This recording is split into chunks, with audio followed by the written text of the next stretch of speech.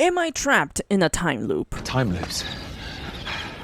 How lovely. Or did I go back to the early 2010s?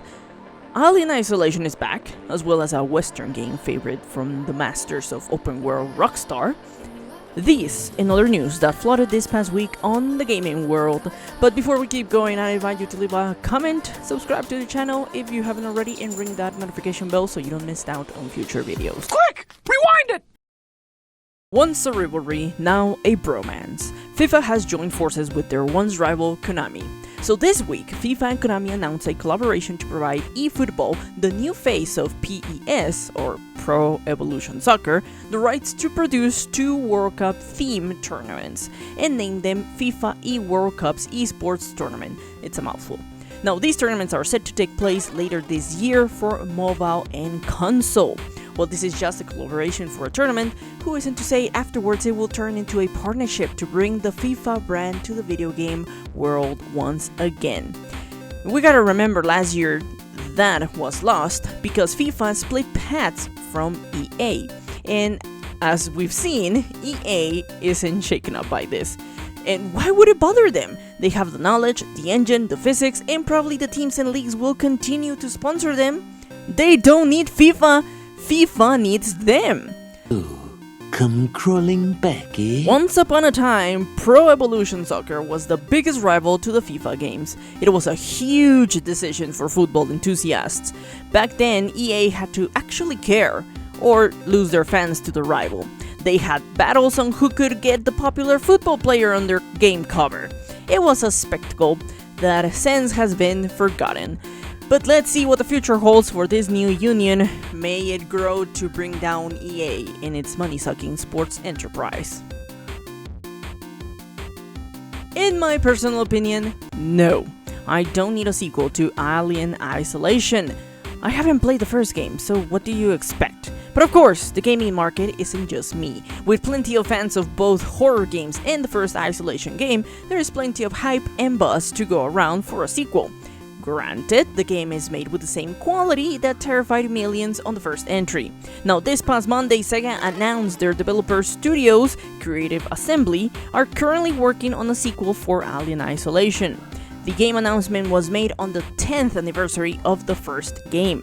The sequel is still in early development, so no 2025 or 2026 release looks possible. The once proclaimed and loved franchise Halo has seen better days. After the epic meltdown of Halo Infinite, 343 Industries lost all its credibility, or at least whatever they had left after Halo 5. But now, things are different, or so the Halo studio says. This week, 343 Industries released an update on the behind scenes of what the studio has been working on. First off, dropped the name. I think you have me confused with someone else. They are no longer 343 Industries. Now they are Halo Studios. How original. Second, and this is the interesting part, the studio is now adapting to Unreal Engine 5 and developing multiple games. The announcement was made during the Halo World Championship Tournament, in which it debuted a video showing a technical test of various Halo-themed locations running within the Unreal Engine 5. Now, the studio stressed that the footage shown isn't a game, but a glimpse of what can be achieved within this new engine. Now, the reason to ditch their own engine is, why develop and maintain your own engine when there's already a cutting-edge, fully functioning engine? Better to focus on the creative side of your game than fixing bugs from the wonky and orderly Slipspace engine, right? If anything, Bethesda should take notes and maybe make similar changes. But either way, studio art director Chris Matthews shared the excitement the whole studio had about this change and how their team could expand on options and possibilities thanks to Unreal Engine 5. Now, third and final point, be better for the fans, or at least that's what the studio head Hints said during an interview about the studio changes. One of the things I really wanted to get away from was the continued teasing out of possibilities and must-haves.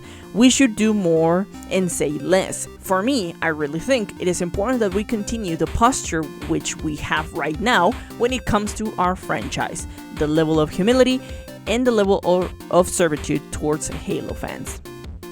Hopefully, these new methods stay and help the studio bring new Halo experiences in the long run. It is finally happening! Red Dead Redemption is making its way to PC! The title will be available via the Rockstar Store, Steam, and the Epic Games Store. No exclusivity bullshit. The open world western game will be bundled with its zombie theme expansion Undead Nightmare when it hits on PC on October 29th, 2024. Now, if you haven't dipped your fingers on this franchise, now could be a good time to enjoy Red Dead Redemption 2 and 1 on your PC.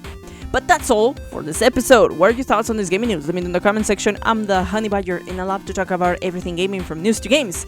If you liked the video, remember to leave a like and share. It really helps. Don't forget to subscribe. See you in the next video. Keep on gaming.